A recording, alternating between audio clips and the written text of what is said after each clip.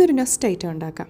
ആദ്യം കുറച്ച് അരിപ്പൊടി എടുത്ത് ഉപ്പിട്ട് കുറച്ച് ചൂടുവെള്ളം ഒഴിച്ച് നന്നായിട്ട് മിക്സ് ചെയ്തെടുക്കാം. ആൻഡ് ചൂടൊക്കെ ഒന്ന് കുറഞ്ഞതിന് ശേഷം കൈവച്ച് നല്ലപോലെ ഉരുട്ടിയിട്ട് ബോൾസ് ഉണ്ടാക്കിയെടുക്കാം. ചെറിയ ചെറിയ കുഞ്ഞു ബോൾസ് ഉണ്ടാക്കാം. ഇതിലും ചെറിയ ബോൾസ് ഉണ്ടാക്കാനുള്ള ക്ഷമയുണ്ടെങ്കിൽ അത്രയും നല്ലത്. ആൻഡ് അതിനെ ഒരു പാത്രത്തിൽ അത്തം ഇട്ട് അവിടെ മാറ്റി വയ്ക്കാം. ആൻഡ് അതിന് ശേഷം ഒരു പാത്രം എടുത്ത് അടുപ്പിൽ വെച്ചിട്ട് കുറച്ച് വെള്ളം ഒഴിച്ച് നല്ലപോലെ തിളച്ചതിന് ശേഷം ഈ ബോൾസ് നമുക്ക് അതിലേക്ക് ഇട്ട് കൊടുക്കാം.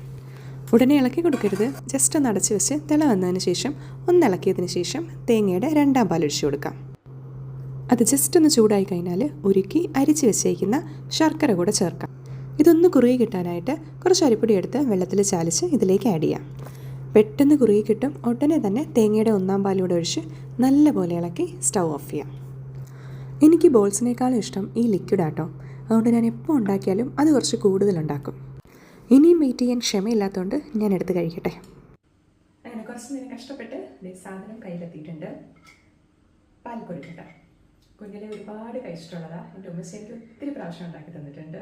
ആൻഡ് ഇപ്പോൾ ഇങ്ങനെ ഇടയ്ക്ക് സമയം കിട്ടുമ്പോൾ ഈ നൊസ്റ്റൊക്കെ അടിക്കുന്ന സമയത്ത് ഇതിങ്ങനെ ഉണ്ടാക്കി കഴിക്കും. ആൻഡ് അതുപോലെ തന്നെ സ്വീറ്റ് ക്രേവിങ്സ് വരുമ്പോൾ ഇത് എൻ്റെ ഒരു ഓപ്ഷനാണ്. അത്ര ഹെൽത്തി ആണെന്നൊന്നും ഞാൻ പറയുന്നില്ല. ബട്ട് സ്റ്റിൽ നമ്മൾ വീട്ടിലുണ്ടാക്കുന്ന നമ്മുടെ നാടൻ പലഹാരമല്ലേ.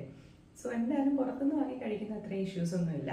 സോ കുറച്ച് ഒരു മിനിമം എമൗണ്ട് ഉണ്ടാക്കി കുറച്ചെടുത്ത് കഴിക്കും. എന്തായാലും ഒന്ന് കഴിച്ച് നോക്കാം. Every bite is nostalgic. Please do try this. Bye.